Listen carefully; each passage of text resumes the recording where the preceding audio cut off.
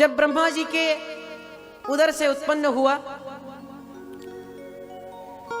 आगे चलकर आप सृष्टि के क्रम से श्रवण करेंगे कि 10 के 10 ऋषि ब्रह्मा जी के विभिन्न अंगों से उत्पन्न हुए हैं, जिसमें से गोद से नारद जी उत्पन्न हुए हैं। तो मैं हरि कीर्तन करने का बड़ा मेरी हॉबी थी, मेरा शौक था। मैं बहुत कीर्तन करता था, अपनी वाणी से हरि का गुणगान करता था,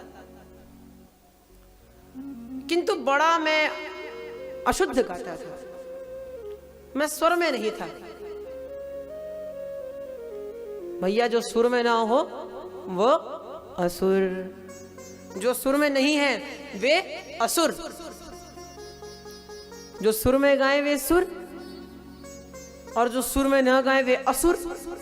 लेकिन जो ऊपर नीचे सभी जगह से सुर लगा के गाए वे ससुर। प्रेम से बोलिए राधे राधे।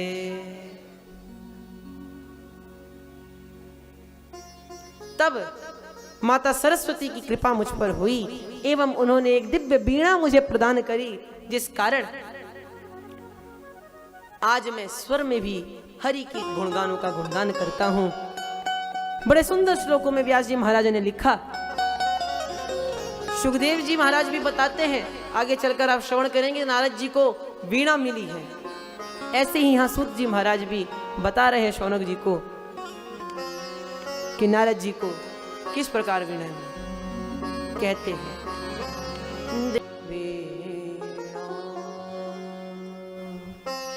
देवदत्तामिमां वीणां स्वर ब्रह्म विभूषितां।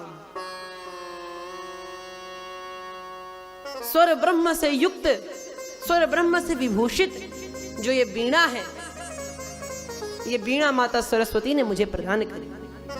हमारे देव समुदाय में 3 लोग मुख्य रूप से वीणा धारण करते हैं। एक शंकर जी, दूसरी माता सरस्वती और तीसरे हमारे नारद जी। नारद जी की वीणा का नाम है देवदत्त, सरस्वती जी की वीणा का नाम है कच्छपी, एवं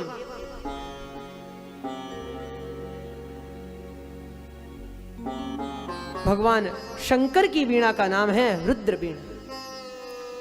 इस प्रकार ये 3 लोग वीणा को धारण करते हैं। तो यहां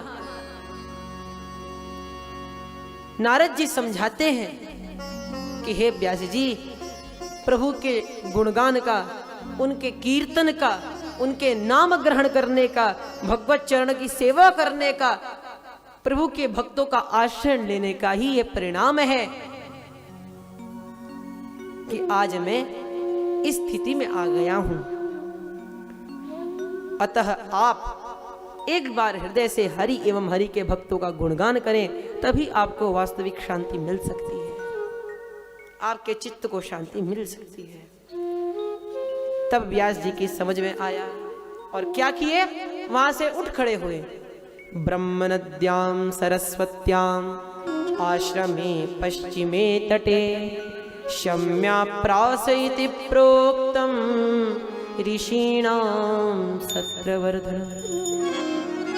वहां से उठ खड़े हुए, ब्रह्म नदी मां सरस्वती के तट बद्रीनाथ से थोड़ा नीचे व्यास गुफा में आकर बैठे गए तथा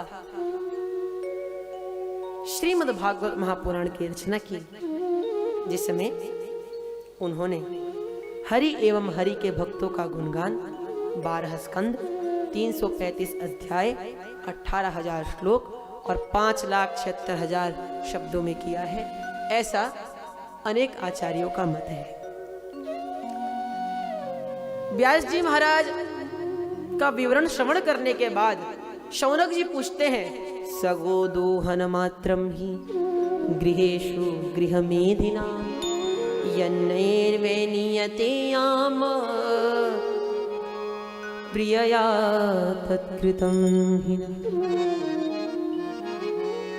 सगोदोहन मात्रम ही, जो सुखदेव जी गोदोहन काल से ज्यादा कहीं टिकते नहीं हैं, उन सुखदेव जी ने भला परीक्षित जी को किस प्रकार श्रीमद् भागवत महापुराण 1 सप्ताह तक श्रवण करा दी। अथवा आप ही ने कहा ये श्रीमद् भागवत महापुराण परमहंसों का चरित्र है, परमहंसों के लिए ये बनाया गया है। शुकदेव जी तो परमहंस है, फिर उन जैसे परमहंस ने भला परीक्षित जी जैसे राज सुख भोगी को भागवत जी क्यों श्रवण कराई? इस प्रकार जब प्रश्न पूछे तो सूत जी महाराज कहते हैं कि हे शौनक जी, अब आप पहले ये श्रवण कीजिए कि व्यास जी महाराज ने परीक्षित जी को कथा सुनाने वाले शुकदेव जी को भागवत जी भला किस प्रकार प्रदान करी। यहां पर व्यास जी ने जब भागवत जी की रचना कर दी, तब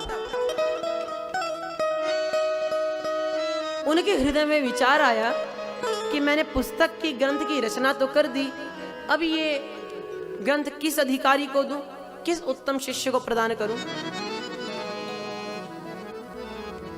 तो अपने इधर उधर किसी शिष्य को योग्य नहीं पाया, तो हृदय में विचार आया, ओहो, इस संहिता के योग्य तो एक ही शिष्य है, वह है मेरा पुत्र जो वन में पैदा होते ही भाग गया था। अपने उस पुत्र की याद आई तो अपने शिष्यों को भागवत जी के 2 श्लोक रटा दिए।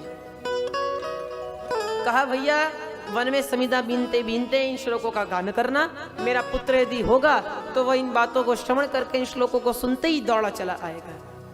तो एक दिन शुकदेव जी वन में तपस्या में बैठे थे, व्यास जी महाराज का शिष्य समिधा बीन रहा था, तो समिधा बीनते बीनते वह श्लोक बोला, बड़ा सुंदर श्लोक। बरहा पीड़म नटवर वपु कर्णयो कर्णिकार बिभ्रदवास कनक कपिशं वैजयन्ती चमाना रंध्राण वेणुरदर सुधया पूरयन् गोपवृन्दै वृन्दारण्यं स्वपदरमण प्राविशज गीतकीर्ति प्राविशज गीतकीर्ति। बरहा पीड़म नटवर वपुः कर्णयो कर्णिकारम। जो कानों पर कनेर का पुष्प धारण करते हैं, सुंदर वैजंती माला धारण करते हैं, कृष्ण उनका वर्ण है, सिर पर मोर मुकुट धारण करते हैं, कनक कपिशम वैजयंतीम चमालाम रंध्राण वेणुरदर सुदया पूरयन् गोप वृंदैः। गोप वृंद से सदा घिरे रहते हैं, अपने अधरों पर कोमल वेणु को धारण करते हैं। ऐसे श्री कृष्ण के चरणों में बारंबार हम सभी प्रणाम करते हैं। यह श्लोक जब शुकदेव जी महाराज ने श्रवण किया तो सोचा, वाह भैया, इनका स्वरूप तो बड़ा सुंदर है, इतने सुंदर व्यक्ति से जरा मिलना चाहिए। किंतु फिर हृदय में विचार आया कि जो सुंदर होते हैं वे लोग अहंकारी ज्यादा होते हैं, वे लोग सीधे मुंह किसी से बात नहीं करते, बड़े अहंकारी होते हैं। तो इनका स्वभाव भी ऐसा ही अहंकार से भरा होगा। अरे छोटी सी बात छोड़िए, सामने दिख रहा है गुलाब, कितना सुंदर है, और इसकी रक्षा के लिए भी कांटे लगे होते हैं। कितना अहंकार है गुलाब को भी अपनी सुंदरता में। ऐसा ही हमारा जीवन भी कुछ है। भले और बुरे का हिसाब है ये जिंदगी, पाप और पुण्य की किताब है ये जिंदगी। हंसना है रोना है, जगना है सोना है, शूल से गिरा हुआ गुलाब है ये जिंदगी। ये जिंदगी भी एक शूल से गिरा हुआ गुलाब है, क्योंकि हमारा जीवन सुंदर है। सुंदर कैसे है? जब तक कानों में हरि चर्चा जाती रहेगी तब तक जीवन सुंदर बना रहेगा। इनसे बढ़िया स्वर्ग के दिन और क्या हो सकते हैं। आराम से एक आसन पर बैठकर हरि चर्चा सुनने को मिल रही है, प्रभु के दर्शन हो रहे हैं। नरक क्या है?